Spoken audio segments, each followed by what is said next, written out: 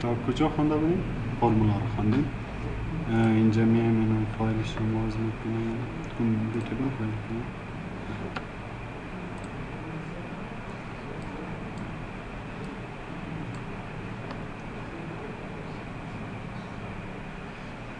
خب در فرمولا هم چیز مشکل نیست؟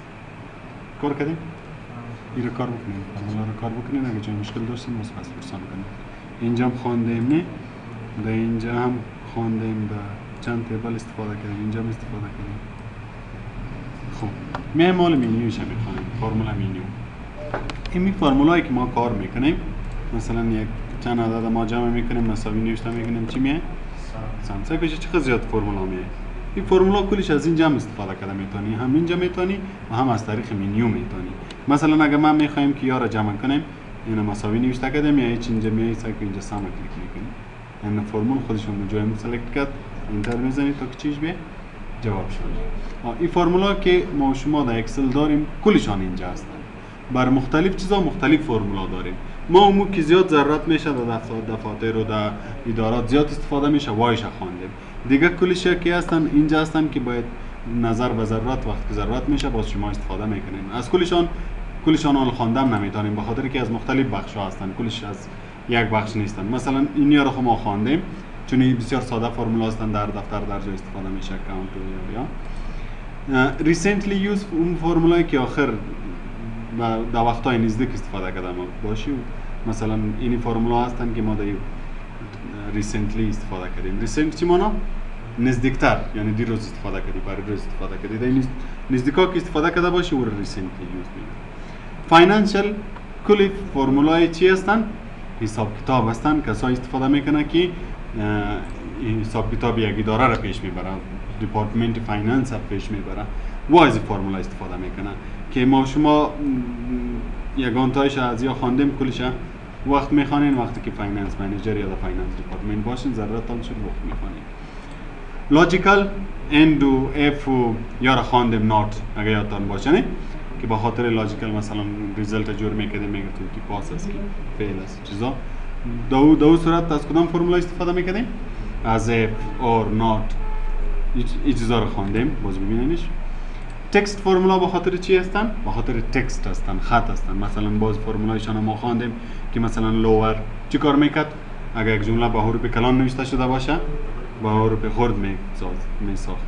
مثلا لنت بود که برات میگه که چند حروف هستن، لفت است، رایت است. بازشان خواندیم، بازشان نظر به ضرورت باز چک میکنیم. دیت اند تایم هستن. مثلا ما نوشته میکردیم ناو چی کار میکرد؟ تاریخ امروز که دیت اند تایم دویش میامد. مثلا دی نوشته کنی تاریخ امروز می باز فرمولایشان خواندیم، باز فرمولایشان نظر به ضرورت باز میکنیم. یا هم میتونست مثلا باز فرمولای ریاضی هستن، مثلا ساین، کوساین، ای ساین، تانجنت چیزا هستن که نظر به ضرورت باز استفاده میکنیم. این فرمولا هستن که اگه مساوی بزنی هم می هر فرمول که به شروعش نوشته کنی با محرب که کدام فرمولا شروع میشه کلشان می و از منیو هم میتونی استفاده کنی. این بخش فرمولا بودن. بعد از اینجا است define names. define names باز چی کار میکنن؟ define name اگه میخوای که یک در یک تیبل یک جای نام داشته باشه که مثلا ما میخوایم که اینی جای را نام بدم که اگه ما یا را جمع میکنم دوباره یا ضرب میکنم هر دفعه باید ما ضرورت نشه که ما در فرمول برش جای نشان بدم که از اینجا تا اینجا. مثلا اینی منطقه را انتخاب میکنم، اینجا میایم برش یک نام میدیم. define name چی مانا؟ که نام برشان بدیم. اینجا میای define name کلیک میکنیم. یعنی این منطقه انتخاب است. این خودش این تایتلش چی گرفت؟ کوانتیتی بالا که نوشته است می تایتل گرفت. اگر می تایتل میخوای هم سایز اگر چینج میکنی هم سایز. ما میگم می تایتل باشه. سکوپ تا کجای کار بکنه. ورک بوک چی مانا؟ مجموعه شیت. هر چند شیت که باشه ایرا ما چی میگیم؟ ورک بوک میگیم نه؟ اگر اینجا ما ورک بوک انتخاب کنیم اینی نام در کل ورک شیت ها کار میکنه. و اگر اینجا شیت کلیک میکنی هر شیت که کلیک کنی بازی نام تنها اون شیت کار میکنه. فعلا دا ورک بوک کلیک میکنیم. کامنت کدام کامنت میدادیم؟ اوکی میکنیم. سایکال این نام گرفت. در جایی که ضرورت مثلا ما اینجا میخوایم که جمعش بکشیم از یا مساوی سم به خاطر جمع چی استفاده میشه؟ سم قوس کجا را جمع میکنیم؟ عنوانش چی داده بودیم؟ QTY میگم میره جمع کنه. که خودش انتخاب شد یا نه؟ قوس بند انتر کنید یا مثلا اینجا یک چند عدد دارم، ما میخوایم که اینی یک نام داشته باشه این انتخاب که هر دفعه اگه را جمع میکنیم ضرب میکنیم هر عملیه را که اجرا میکنیم فقط نامش نوشته کنیم عملیه اجرا شود. انتخاب میکنین میاین چی رو کلیک میکنین define name. اینجا یک نام برش میدیم. مثلا ما نام میتم my table. تا کجا باید کار بکنه؟ در کل ورک بوک در هر چند شیت که باشه که نوشته کردیم my table باید اون عملیه را اجرا کنه. اوکی؟ حالا اگه ما مثلا جمع میکنم نوشته میکنم سما چی بود؟ my table. از اون که خودش انتخاب شد. انتر میکنی اون توتالش میگیره. ناینده در اینجا تغییر بیه و توتال خودش تغییر بیه. اینو میگه define name. فهمیدین؟ بعد از این name manager هر چند نام که از اینجا دیفاین کنی در name manager کلشان میاد. چند تا نام ما جور کردیم؟ دو تا، یکی و یکی این. از اینجا میتونی که یک جای نو جور کنی، نیو کلیک کنی. و ادیت میتونی نامش منتخبش چنج کنی. مثلا ما اینی مای تیبل کلیک میکنم یا ایره کلیک میکنم ادیتش میکنم که تغییرات بیان. مثلا این وانش چنج میکنم یا جایش چنج میکنم. کلیک میکنی در جای از یک جای اضافه کم اضافه میکنی. و اگر دیلیت میکردی باز دیلیت. مثلا میام دیلیت شوا این هم دیلیت. اینو میگه define name manager. در اینجا نام میتی و اینجا منیجر اونا منیج کننده که در اینجا منیج میکنه، دیلیت میکنه، ادیت میکنه. create from selection چی مانا؟ مثلا اگه من این تیبل انتخاب کنم این یک تیبل است انتخاب میکنم باز اینجا میم چی رو کلیک میکنم create from selection. می جایی که سلکت کرده برای اینی نام بده اینجا میم ایره کلیک میکنم. خب نام از کجا بگیره؟ create names from selection. اگر تاپ رو کلیک باشه هم یا تیک مارک هستن اینی کالم که از کلش به نام چی میشه؟ کمپانی. اینی کالم به نام پرایس. هر کالم این بالایش که تایتل نوشته باشه با اون نام میگیره. اگر چی کلیک باشه؟ تاپ رو کلیک باشه. اگر رایت کالم کلیک باشه طرف رایتش که کدام نام‌ها هستن با اون نام میگیرن. هر یکش که تو میخوای که مثلا نام‌هایشان در لفت است، در باتم است یا نام‌های تیبل ما فعلا در کجاست؟ در تاپ رو هست که اینجا در بالا نوشته است. میگم نام‌های تاپ رو را بگیر. اوکی کو؟ ولی اگر در نیم منیجر بری کل نام آمده یا نه؟ کوانتیتی، توتال، پرایس کل چیزا آمده. وقتی که ما در فرمول استفاده میکنیم مثلا این اینجا نوشته میکنیم که مساوی جمع کو کدام کلمه برام جمع کو نام رو خودش دادیم نه؟ مثلا میگم پرایس. کلش انتخاب شده نه؟ اگر میگم کوانتیتی QTY بود نه؟ چی انتخاب شد؟ اگر میگم توتال هر یکی که باز میتونه اون نامایشان میگیره خودش میاد. اینو میگه create from selection. که نام را از چی جور کنه؟ از تیبل جور کنه. باز اگر ادیت میکردی اینجا میای باز ادیت هم میتونی، دیلیت هم میتونی، نیو هم میتونی. بعد از اون use in formula. اینجا هم نامایی که اینجا ما جور کرده باشیم کلش در کجا میاد؟ در اینجا میاد. از اینجا هم راستن استفاده کرده میتونی. مثلا میگم که کمپانی یا کوانتیتی را در فرمول برام استفاده کن. کلیک میکنی راستن چی نوشته میشه؟ کوانتیتی. اینا ما فقط ادیتش میکنم.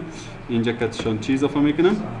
سام یا اگر ضرب میکردیم پروداکت اگر اوریج میکردیم اوریج استفاده میشه. اینو میگه یوز ان فهمیدین نام را؟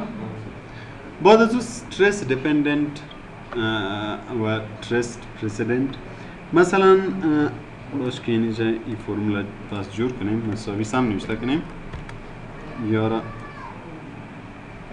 جمع کنیم. اینجا یک فرمول دیگه جور میکنیم به خاطر ضرب کدام فرمول بود؟ پروداکت. اینی منتخب ضرب میکنیم و به خاطر اوریج چی نوشته میکنیم؟ اوریج که اوسطش بکشیم این از یا اوریج میکشیم.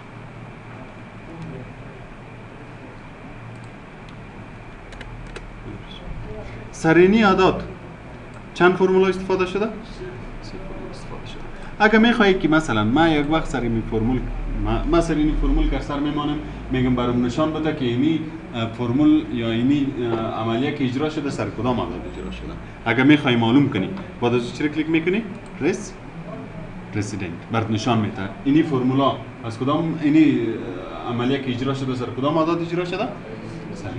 سر هر فرمول که کرسر بانی مثلا سر ازنی کرسر فرمول میمانم ایره کلیک میکنم برام نشان میده که اینی عملیه که اجرا شده هر فرمول که است مثلا سهم از پروداکت اثر است از کدام اعداد است مثلا برات نشان میده اگه اینی را کلیک میکنی سر فرمول کرسر میمانی اعدادش برات نشان میده اگه پس ریموو میکنی ریموو اینی تریس دیپندنس باز چیکار میکنه اگه میخوای یک عدد معلوم کنی مثلا اینی عدد در کدام فرمول استفاده شده این یک عدد در این فرمول استفاده شده در این استفاده شده در این استفاده شده باز اگه این کلیک میکنی برات نشان میده که این عدد در کدام فرمول استفاده شده نشان داد یعنی در این استفاده شده در این استفاده شده و در این استفاده شده اگه پس ریموو کلیک کنی باز پس ریموو میکنه بعد از او از شو فرمولا اگه این کلیک کنی کل فرمولا را در اینجا برات نشان میده در جای ریزلتش چی نشان میده فرمولا حالا ببینید در کل شیت در جایی که فرمول استفاده کردی اونجا ریزلتش نشان نمیده فرمولش نشان میده تا که پس دوباره کلیکش میکنی وقتی دوباره کلیک کردی پس فرمول نشان میده بعد از اون ایرر چکینگ باز چیزا اینجا داریم به نام ایرر چکینگ ایرر چی معنی ایرر اشتباه وقت که در فرمول اشتباه داشته باشی مثلا ما اینجا یک فرمول نوشته میکنم که نوشته است C صفر چی او صفر مساوی میگم C را تقسیم چند بساز صفر عدد تقسیم صفر میشه یا نمیشه خب در اکسل جوابش چی میه اینی تا یک جواب برات میه وقتی که یک عدد تقسیم صفر شود اینی ایرر برات میده به خاطر که لایت نه جوابش میه نمیه وقتی که یک جای ایرر بیا اگه میخوای که چک کنی که ایرر چرا هستن باز اینجا میای ایرر چکینگ رو کلیک میکنی در ایرر چکینگ برات اول دی هلپ اون دیس ایرر است هلپ کمک این وقت استفاده میکنی وقتی که اینترنت داشته باشی این کلیک میکنی باز میره با اینترنت اگه اینترنت باشه از اینترنت برات جوابش میکشه که اینجا چرا غلطی هستن خب اگه اینترنت نباشه باز اگه برات میگه که چک یور کانکشن اینترنت تون نیستن نه وقتی اینترنت باشه باز برات کار میکنه و اگر شو کالکولیشن استپس کلیک میکنی با استپسش نشان میده که تو چیکار کدام عملیه را اجرا کردی سکش کدام عملیه را اجرا کردی سی رو تقسیم صفر کردی ایوالویت کلیک میکنی جوابش چی آمده یعنی چی جوابش آمده باز ریستارت میکنی باز با اثر برات نشان میده استپ این اگر کلیک میکنی استپاش برات نشان میده که کدام چیزا رو استفاده کردی مثلا اینی آدرس که اینی آدرس تقسیم شده که یکیش سی است بله دیگهش صفر هستن و جوابشون چی است ایوالویت میکنی یعنی جوابشون هستن این ایرر چکینگ میگه خب اگه اینترنت باشه هلپ اون دیس ایرر کلیک میکنی باز یک جواب خوب برات میکشه که چرا چی اشتباه هست ایگنور ایرر اینی ایرر همو تو با ایگنورش و ادیت این فرمولا بار اگه کلیک میکنی کرسر راسن در کجا میه در فرمولا بیار میه اگه ما خواستی که تغییرات بیاری باز دوست تغییرات آوردن ریزیوم کلیک کنی پس اینجا میه نکست اگه دیگه ایرر باشه با دیگه ایرر میره پریویس با پیشترکی ایرر میره میگه ایرر چک بعد از اون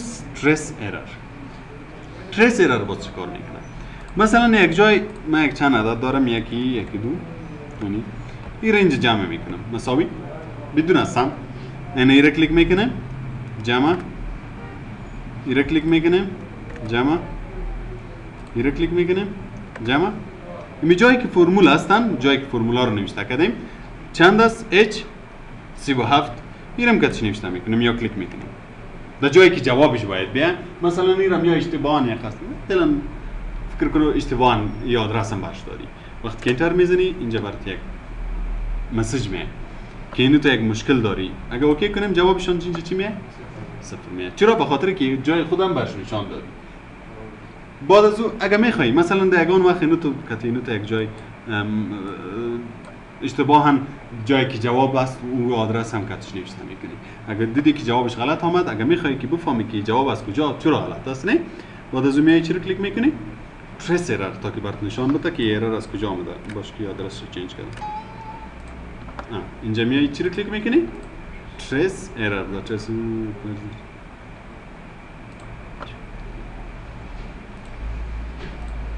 نه این سرکولر رفرنس است که من برات میگم که وقتی که اینو تو غلطی بیای هر جای کرسر بانی سرکولر رفرنس برات نشان میده که اشتباهی اصل در کجا هستن در اینی خانه است. این خانه آدرسش چند است؟ H 37 هستن. اینی جا اشتباه داری. این سرکولر رفرنس برای اینی چیزا استفاده میشه. وقتی که خود آدرس هم داده باشی بعد از جوابش اگه غلط آمد میفهمی از اینجا چک کنی که برات نشان بده که اصلا اشتباهی در کجا هستن. اشتباهی در کدام خانه هستن؟ در اینی که پس می است که میفهمی که اینجا ما آدرس از این اضافه نوشته کردیم. اگه این ریموو کنی بعد از اون پس صحیح میشه. این از سرکولر رفرنس میگن. فهمیدین؟ تریس ایرر باز چی را میگن؟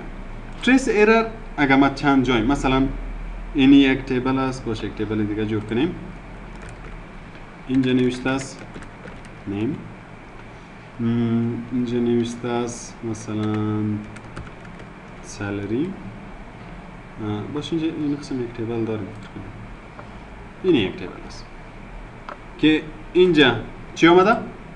توتال آمده و اینجا باز نظر به امی توتال پاس و فعلش آمده و اینجا باز نظر به اینی عادات به اینی توتال اینجا چیش کشیده؟ گریدینگش کشیده که گرید S، گرید B، گرید C و اینجا باز نظر به ای عادات. خب اول میایم در اینی فرمولا سعی کن اینی توتال که از در اینجا استفاده شده، در اینجا استفاده شده و در اینجا استفاده شده. اگه من اینجا اشتباه بکنم مثلا در جای سم فرمولا اشتباه نوشته کردم انتر زدم، سعی کن چند جای غلطی شد؟